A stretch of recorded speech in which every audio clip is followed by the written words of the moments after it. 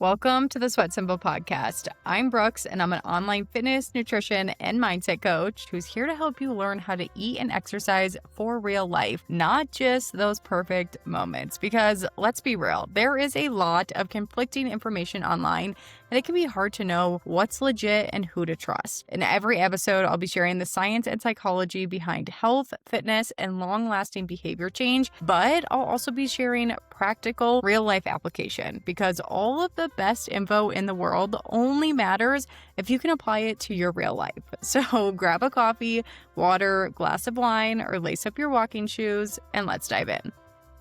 Hello, welcome back to the Sweat Simple podcast. Today, we're talking all about what I would do if I wanted to look fit in 2026 and what I would focus on. And this is not going to be a step-by-step, here's how to calculate your macros, here is how much exact protein you should be eating, here is the exact workouts you should be doing.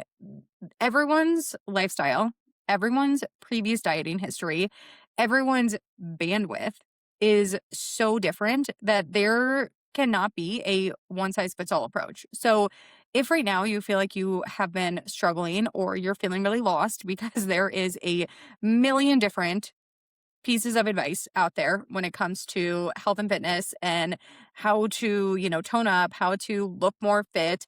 And if you're feeling really confused, you are not alone. But the truth is that if you've been having a hard time following through, and typically your means to making some sort of nutrition plan is or some sort of like nutrition and exercise plan or some sort of like fat loss plan in general is to just go to social media and pick out what someone else is doing, or even ask ChatGPT to ask you to make you a nutrition or workout plan. That is not going to be helpful because what social media and what ChatGPT doesn't understand is just how much goes into health and fitness in general. When we think about fat loss, we cannot just think about your motivation and what you want to do right now. There is so much that goes into it. Yes, like your lifestyle plays a role. That is the biggest factor. But again, we also have to remember your previous dieting history. So what is your current relationship with food? What is your current relationship with fat loss? What is your current belief around both of those things and your ability to be successful? We need to think about things that you learned in childhood. Can you leave food on your plate? Can you not leave food on your plate? We need to think about your current body image and, how that plays a role. And I could go on and on and on. But, how much time do you have available to you? What does your like day to day look like? There is so much that goes into fat loss and our success in building a health and fitness lifestyle that social media and ChatGPT really miss because they like to give you plans. They like to give you a checklist. They like to give you exact things to do. But if we don't think about those other factors, it feels really hard to stay consistent with those things. And this might be why you feel like right now you're in kind of this like yo-yo diet cycle of start, stop, start, stop. So today I'm not going to give you a step-by-step guide as to like, you need to track macros. You need to do this kind of workouts. Your food intake should look like this. We're not going to do that. What I am going to do is give you 4 steps, places to start, so that you can start building out your own individual plan and start to understand how you need to be successful moving forward. So, number 1, we need to monitor your food intake in some way. This could be tracking calories, it could be tracking full macros, it could also be just recording what you eat. Or we could take it a step further and we could record what we eat and also how these foods are making us feel. So we're recording what we ate for lunch. Do we feel full and satisfied after lunch? Do we feel lethargic after lunch? Do we feel content after lunch? How are these meals making us feel? We know from the research that self-monitoring with feedback, so self-monitoring like tracking our calories, tracking our foods, and feedback, either feedback from a coach or doing something with these numbers, with the metrics that you just tracked, is really key for goal achievement. So we need to be understanding what we're eating and we need to be understanding how these choices are impacting us. So that's going to be your step 1. is to monitor your food intake in some way. In order to make changes and in order to understand what needs to change, we need to build this awareness. This is like bottom of the barrel, basement, foundation. We got to do this first. The second thing that I want you to start doing if you're trying to look fit in 2026 is to center your meals around protein. I'm not going to tell you how much protein you need to eat. If you want to know how much protein you need to eat, download my How to Lose Fit Fat for Good guide. That's going to be in the show notes. It does share with you how to calculate your protein and your calorie target if that's the direction you want to go. But for now, I just want you to start centering your meals around protein. So not only does protein help you build muscle, which is really important if we're trying to look fit, because typically when we're trying to look fit, we're not just trying to lose weight, we are also trying to build or maintain muscle. So really important that we are eating adequate protein, but protein is also one of the most satiating macronutrients. So when we are eating enough protein and when we're having protein at every meal, it becomes a lot harder to overeat on those less nutrient dense foods. So, a lot of my clients find that when they are eating adequate protein, when they start building their meals around protein, all of a sudden, a lot of that nighttime hunger that pops up tends to go away. Because if our meals are keeping us full and satisfied, that urge to eat in between meals is coming up less and less frequently. And we're eating meals that leave us feeling really good, that are actually giving us a lot of energy. So we're not falling into, that afternoon snacking slump where we feel like we just can't get full because we haven't eaten anything all day. So centering your meals around protein can be a really good place to start for building muscle, but also making fat loss feel easier. The third thing I want you to do is to create a realistic plan for movement. What is realistic for you is going to be really different than someone down the street. And it can even depend year after year. What I always see women doing, I have a lot of consult calls with women who are looking to get into coaching, one on one coaching with me. And I hear time and time again, well, I used to be able to work out 5 times a week for 45 minutes, no problem. And it's like, okay, cool. What was going on in your life like during that period? Like, why did that feel was it manageable? Why did that feel so easy? Like, what's changed? And they're like, well, now I'm having to take care of my parents, and my kids are in school now, and they have a ton of these extracurricular activities, and they list 10 ways that they have gained more responsibility and that their life looks different than it did even back when they were doing those 5 workouts a week. So, what is realistic for you right now? That's what I want you to make a plan for movement around.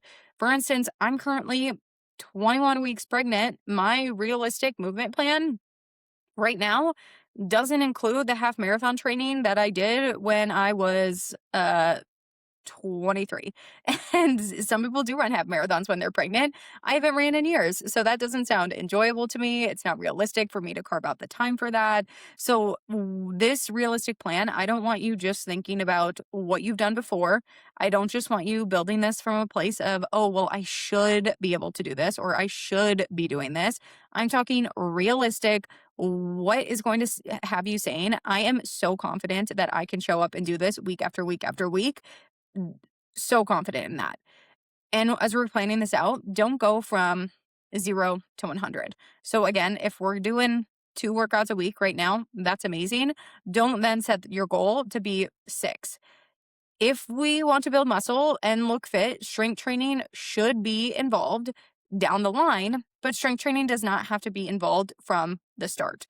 If you know that getting to the gym or getting yourself to lift weights feels like a really big barrier, but walking is really enjoyable for you, or going to workout classes, group fitness classes is really enjoyable for you, start with something you enjoy. Because again, something we know from the research is the more that we enjoy the activity that we're doing, the more likely we are to stick with it. We can always get more optimal as time goes on. We can always add workouts. We can always pivot to that progressive overload strength training to help you really build muscle. The goal right now is just to get started and get started consistently. So use exercise that you really enjoy and make this really realistic plan so that you can build up that consistency. And then in the future, we can get more optimal and we can adjust to fit your goals a little bit more. Right now, we're just getting started. All right. The fourth and final thing that we are going to do is we are going to figure out how to be consistent.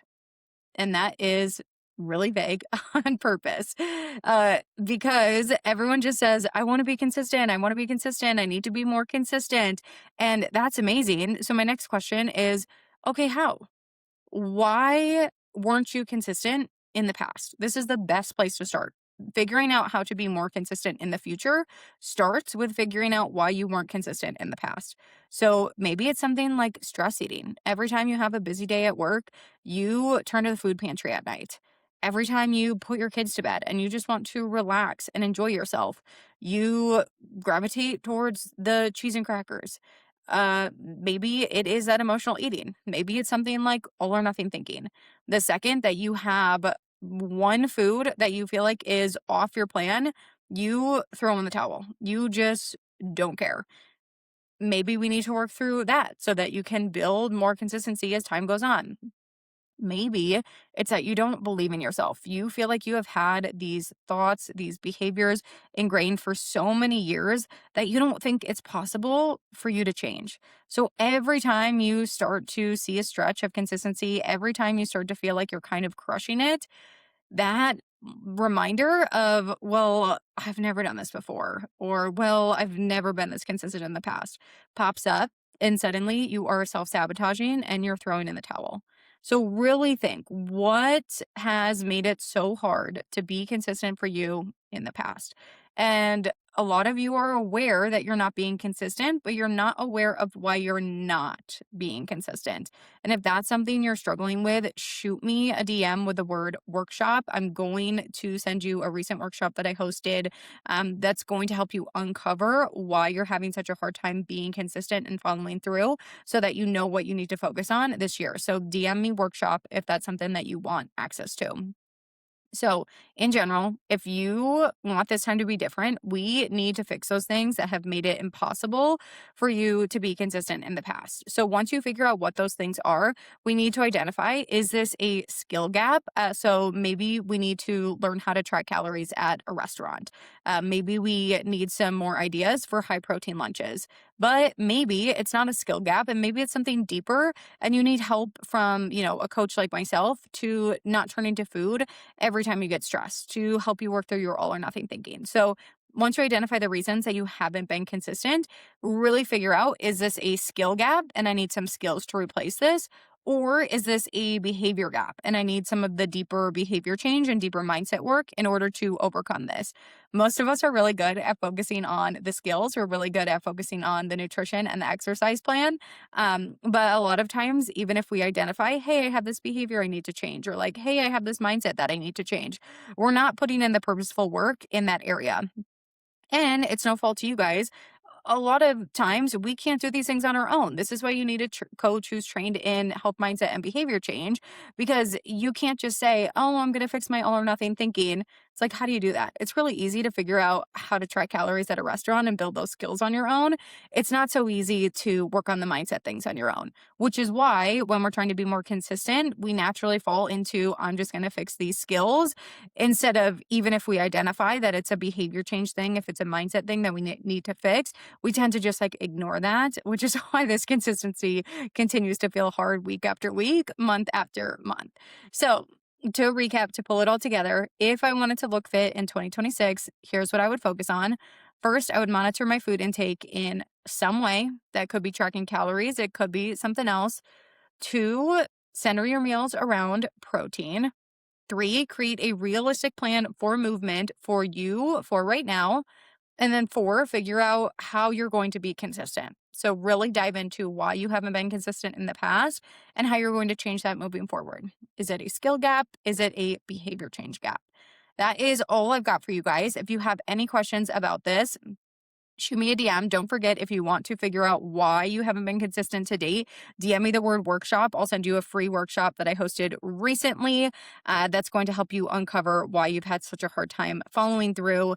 If you guys have questions, comments, let me know. Otherwise, I will talk to you all next week.